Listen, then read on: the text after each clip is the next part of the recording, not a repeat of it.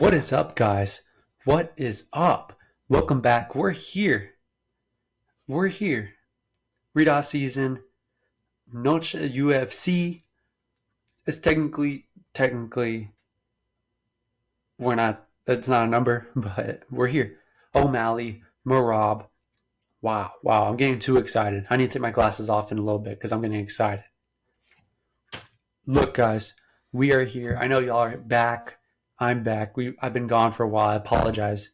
But enough of this yapping. Let's get straight into it. Straight into it. It's not even yap.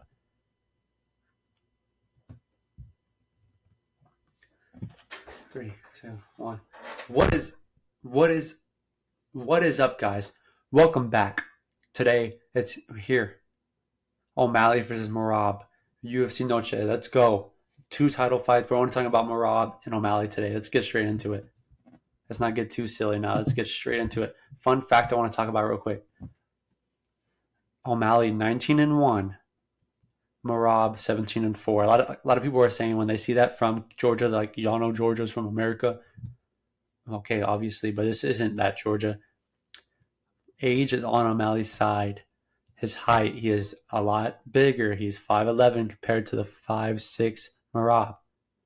Two different styles that we have here. We have a wrestler and we have a striker, which makes it so interesting because time after time again, we see these wrestlers go in there and maul these strikers. Except for last fight, I saw Corey Sandhagen went in there and beat Umar, which a lot of people were not thinking. But I had Corey winning that fight, and he went and did it. I know I didn't make a video. I'm sorry. I know times were a little different during that time, but it's so hard to always bet against the wrestler. It's so hard. I think out of most matchups, the wrestler does go in there and get it done. Bilal just went in there and manhandled Leon. Like, what's going on here, guys? Wrestling is just bang, bang, bang. 12 knockouts for O'Malley, 3 from Marab. And a funny thing here, 2 submissions for O'Malley, 1 from Marab. That gets people talking a little bit. Strike accuracy, 42% for O'Malley, 42% from Marab, which is not bad for a striker. I mean, not bad for a wrestler. It's pretty well. Takedown accuracy, 81% from Marab. 63% for O'Malley, but O'Malley has shown that he has some solid takedown defense. But Marab, man, he tosses people around. He gets dirty. He gets needy greedy. Let's keep going. O'Malley, what does O'Malley have to show in this fight? What does he have to prove? I feel like a lot of people are still doubting him. People are saying, oh, Cheeto wasn't that big of a fight. He wasn't the biggest guy you could have fought as your first title defense. Against Sterling, people were doubting him. I even doubted him. I said Sterling was going to mop the floor at O'Malley. And Sterling may have won that first round, but second round, coming in, O'Malley caught him with that check, puts him down. I don't know if it was stopped a little early. I think in the moment I thought that. Now it's like people don't say it as much. I think Sterling was just trying to sprawl around, but O'Malley showed that he has those fast hands, that a wrestler can't always just go and have his way with him. He has fast hands. He has solid takedown defense. But what does he have to prove? I feel like winning this fight is going to solidify him as a true champion. And a lot of people are going to respect him more because people see Marab and they said Marab was he's this dangerous guy. You know, he's untouchable. He's a man amongst boys when it comes to wrestling. He gets in there, he's crazy. He throws people around. He doesn't care. What is O'Malley going to do about it? O'Malley's telling him, I'm going to knock you out. The other day, when they had the press conference face-off, he said, I'm going to knock you out. What is he going to do? He just came off Cheeto. Sterling, he got those wins. And now he's going for a second title defense, and I think it's going to be a big jump compared to fighting Cheeto Vera, who I think has showed that he's not who he used to be. I think Cheeto is definitely on the downfall of his career, especially after his loss to Figgy recently. I think Cheeto just he's not the guy he used to be. I think he has too many low moments. He's not exploding the way he should. And it's just, I don't think it was the best first fight for Sean when it came to the title defense. I don't think it showed us so much about him. It just showed that he's able to get in there. He's able to piece him up. But it didn't. I don't think he was facing that much adversity in that fight. But I think in this fight, he definitely will. Now let's get over the Cheeto. I mean, not Cheeto. Let's go to the Marab.